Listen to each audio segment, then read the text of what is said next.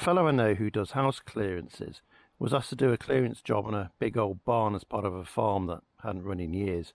And in the barn there was tons of old agricultural machinery, but right at the back, buried under loads of junk, was a series of old engines, including this one. He brought it over to show me to see if I wanted it, and I did agree to buy it off him for a few quid.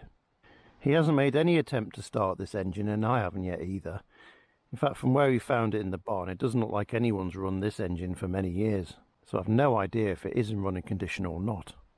As you can see, it's made by a company called BSA, and that actually stands for Birmingham Small Arms. But they were quite an ambitious company, and they ended up making all kinds of stuff and different types of machines. Actually, one of the things they were most famous for was producing motorcycles that shipped and sold well all over the world. I have no idea how old this engine is. I don't know an awful lot about BSA engines. I do know that BSA went bust in the early 1970s, so it's at least as old as that. But if I had to hazard a guess, I'd say it was quite a bit older than that, possibly as early as late 1940s, but I'm inclined to say the early part of the 1950s, judging by the way it's been built. We can see from the plate it's 120cc, and it's governed to 3000 RPM. We can also see that it must be a 4-stroke engine, because it has an oil filler for the sump. On the side of the engine you can see a 3-inch pulley. This is driven from the crankshaft here via a gear system, and it actually says underneath 3 to 1, which will mean this turns at a third of the speed as the crankshaft. On top is a smart and well made petrol tank or gasoline tank. It's totally empty. I don't think that's seen fuel in probably decades. Obviously the oil in here is going to be very old, if there's any oil at all.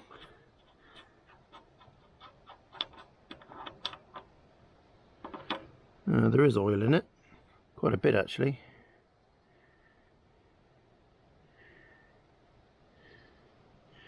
It's actually not bad oil given the age of it. Seen worse. It will need an oil change, but I think that'll do for the moment just to see if the thing starts.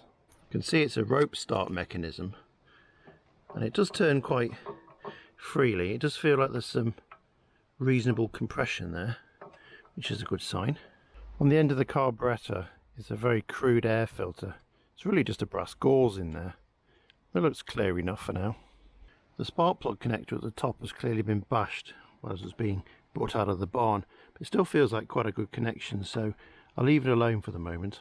Let's try putting a bit of petrol in and just see if the tank leaks.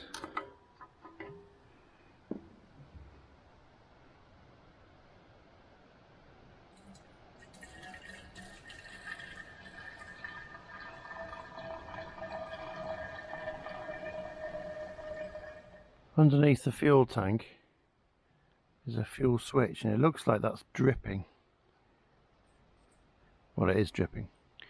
Let's just turn it on for the moment.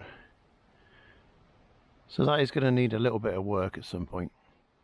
Thought it might not be a bad idea just to try and screw it down in case it does go.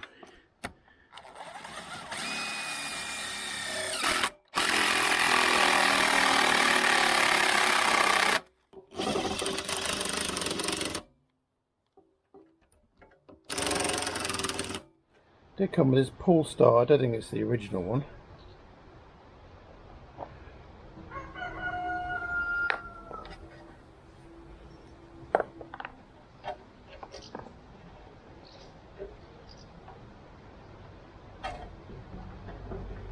Okay. There is a choke switch on here. I'm not quite sure. Oh right, yeah, I can just see actually. That's choke on there. Ready?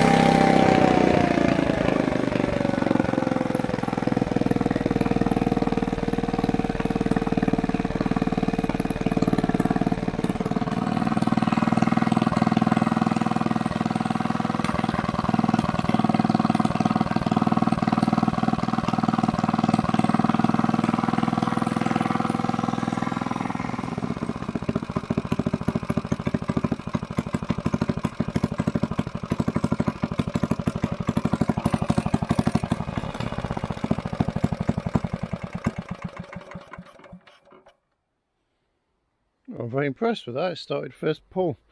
You probably don't believe me that this engine hasn't run in a very long time. Well, it hasn't. It's obviously in good working order. I'm pleased with that. Just got to figure out something to do with it now. Well, thank you very much for watching. I'll do another video soon.